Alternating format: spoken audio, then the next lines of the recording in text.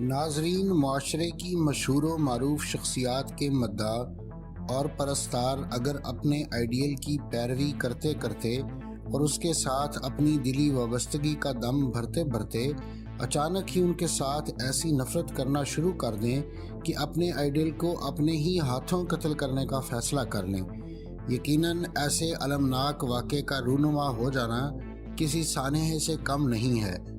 آج کی اس ویڈیو میں ہم چند ایسی مشہور و معروف لیکن بدقسمت شخصیات کا احوال پیش کر رہے ہیں جنہیں ایک دن ان کے کسی مداح یا پرستار نے ہی موت کے گھاٹ اتار دیا تھا۔ اگر آپ مختلف سائنسی، تاریخی اور علمی موضوعات پر سوچتے ہیں اور مزید جاننے کا تجسس رکھتے ہیں تو سبسکرائب کیجئے ہمارا چینل اور بیل آئیکن دبائیے تاکہ ان موضوعات پر تیار کی گئی ہماری ویڈیوز آپ کو فوری مل سکیں۔ ناظرین، ریبیکا لوسل شیفر 80 کی دہائی کے آخر میں ایک نوجوان، خوبصورت اور ابھرتی ہوئی اداکارہ تھی۔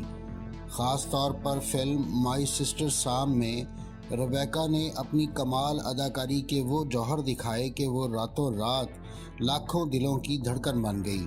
ریبیکا کے ان پرستاروں میں رابرٹ جان ہارڈو سرفہرست تھا جسے مائی سسٹر سام میں ریبیکا کی اداکاری نے اپنا دیوانہ بنا دیا تھا۔ رابرٹ نے اپنی پسندیدگی کے اظہار کے لیے ریبیکا کو کئی خطوط لکھے۔ اس کا لکھا گیا ہر خط بہت ہی خوبصورت ہوتا تھا۔ زیادہ تر وہ اپنے خط میں ایک دل اور ریبیکا کی تصویر ضرور چسپاں کرتا تھا، جس کے نیچے اس کے دستخط کے ساتھ محبت آمیز یہ عبارت بھی ضرور درج ہوا کرتی تھی: ریبیکا سے محبت کے ساتھ ایک پرستار اور مداح۔ ریبیکا کو رابرٹ کے سارے خط ہی ملے، لیکن اس نے کبھی اس کے خطوں کا جواب دینے کی زحمت گوارا نہیں کی۔ رابرٹ کو جب اپنے خطوں کے جواب میں ریبیکا کی جانب سے ایک بھی خط موصول نہیں ہوا تو اس نے ریبیکا سے بالمشافہ ملاقات کرنے کی ٹھان لی۔ دلچسپ بات یہ ہے کہ رابرٹ نے فلم اسٹوڈیوز میں ریبیکا سے ملنے کی 2 بار بھرپور کوشش بھی کی، لیکن وہ ناکام رہا۔ اس دوران ریبیکا کی نئی فلم ریلیز ہو گئی جس میں ریبیکا نے فلم کے ہیرو کے ساتھ کئی رومانوی سین فلم بند کروائے تھے۔ ریبیکا کو فلم میں ہیرو کے ساتھ رومانس کرتے دیکھ کر رابرٹ کے تن بدن میں آگ لگ گئی اور اس کا ریبیکا سے ملنے کا جنون آسمان کی بلندیوں کو چھونے لگا۔ اب اس نے فیصلہ کیا کہ وہ ریبیکا سے اس کے گھر میں ملاقات کرے گا، مگر مصیبت یہ تھی کہ وہ ریبیکا کے گھر کا پتہ جانتا ہی نہیں تھا۔ بالآخر اس نے ریبیکا کے گھر کا درست پتہ معلوم کرنے کے لیے $250 پر ایک نجی جاسوس کی خدمات حاصل کر لیں۔ جاسوس کامیاب رہا اور یوں رابرٹ کے ہاتھ میں ریبیکا کے گھر کا پتہ آ گیا۔ 18 جولائی 1999 کو رابرٹ اپنی پسندیدہ اداکارہ ریبیکا کے دروازے پر کھڑا گھنٹی بجا رہا تھا۔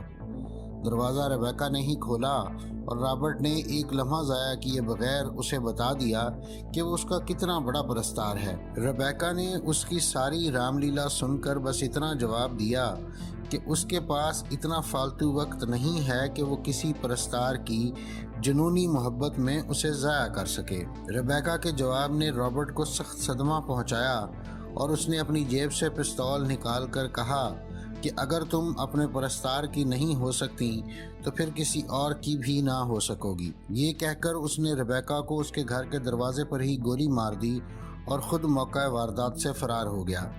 ریبیکا فوری طور پر ہلاک ہو گئی، جبکہ رابرٹ کو 1 ماہ بعد گرفتار کر لیا گیا اور عدالت نے اسے ریبیکا کے قتل کے جرم میں عمر قید کی سزا سنا دی۔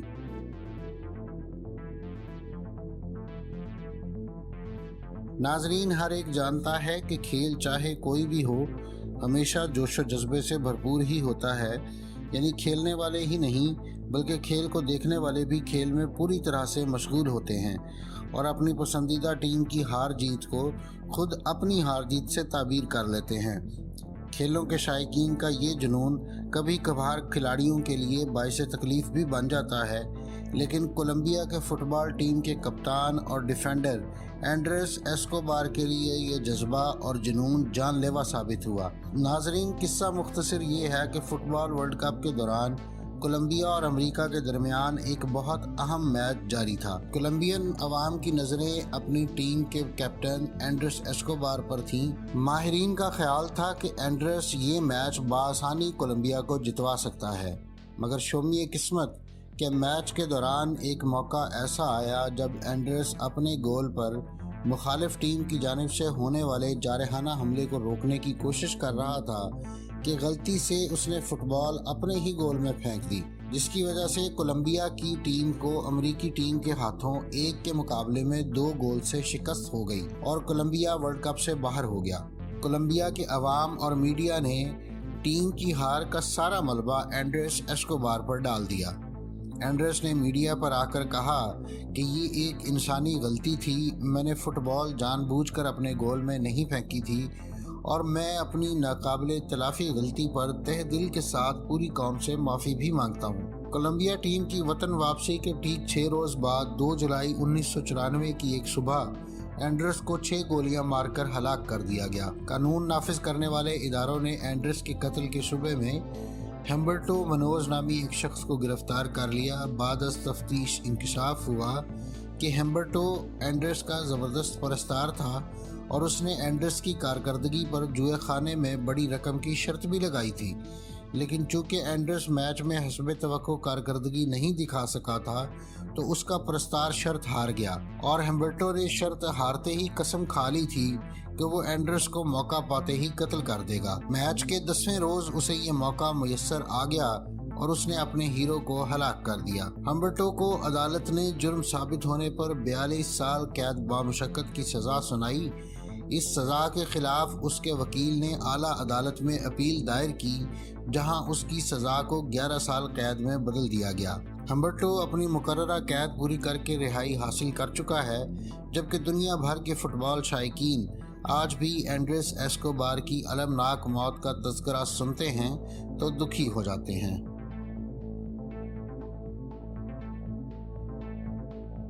ناظرین، جیسی جیمز کہنے کو تو ایک ڈاکو تھا، لیکن جیسے کہ ہمارے برصغیر پاک و ہند میں پھولن دیوی کو ایک ڈاکو ہوتے ہوئے بھی فقید المثال عوامی مقبولیت اور شہرت حاصل ہو گئی تھی، کچھ ایسی ہی غیر معمولی شہرت ایک زمانے میں جیسی جیمز کو امریکہ میں حاصل تھی۔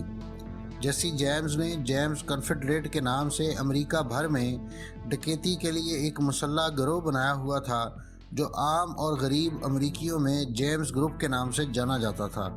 دلچسپ بات یہ ہے کہ جیسی کی ڈکیتیوں کو امریکی عوام کی جانب سے مہم جوئی اور کارناموں کی اساطیری داستانوں میں بدل کر نجی محفلوں میں اس کا باقاعدہ ایسے ذکر کیا جاتا تھا جیسے وہ کوئی رابن ہوڈ ہو۔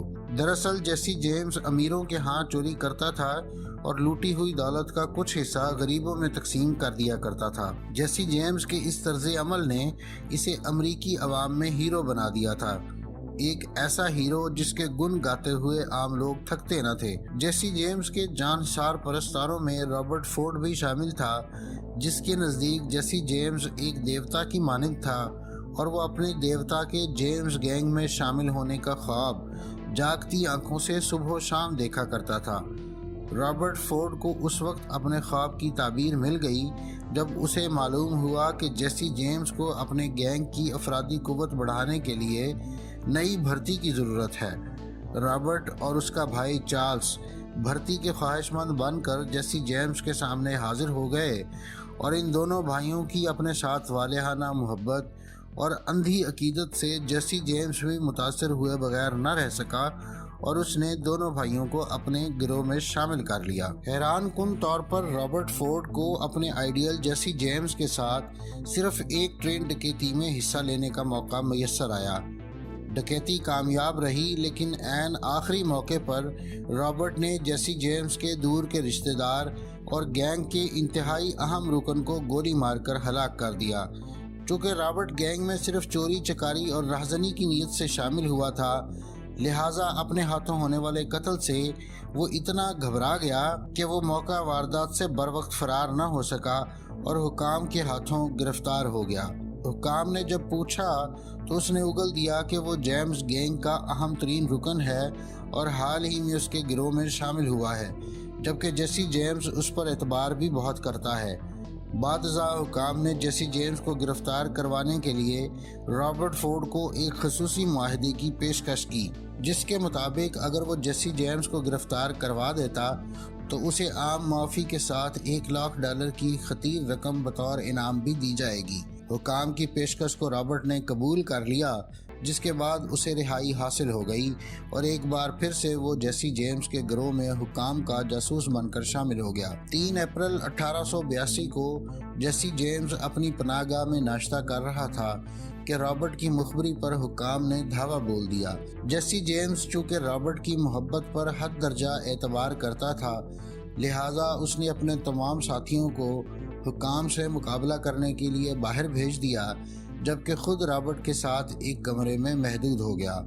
جب رابرٹ فورڈ کو احساس ہوا کہ حکام جیسی جیمز کو زندہ گرفتار بھی کر سکتے ہیں، تو اس نے حکام کے ساتھ طے پا جانے والے معاہدے کو خفیہ رکھنے کے لیے عین اس لمحے جیسی جیمز کی پیٹھ میں اپنے پستول سے گولی مار کر اسے ہلاک کر دیا کہ جس وقت وہ دیوار پر آویزاں ایک ٹیڑھی تصویر کو ٹھیک کرنے کی کوشش کر رہا تھا۔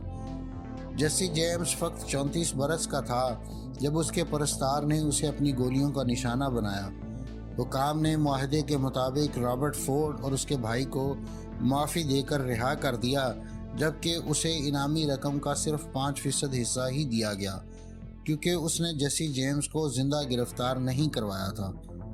رابرٹ فورڈ نے جیسی جیمز کے قاتل کی حیثیت سے زندگی گزارنے کی بہت کوشش کی، لیکن ارد گرد کے لوگ اور خود اس کا اپنا ضمیر اسے لعنت ملامت کرتا رہا۔ رابرٹ کے بھائی چارلس فورڈ نے 1884 میں خودکشی کر لی، جبکہ 8 جون 1892 کو رابرٹ فورڈ کو ایڈورڈ اوکلی نامی شخص نے گولی مار کر ہلاک کر دیا۔ کہا جاتا ہے کہ رابرٹ فورڈ کو ہلاک کرنے والا بھی جیسی جیمز کا مداح اور پرستار تھا۔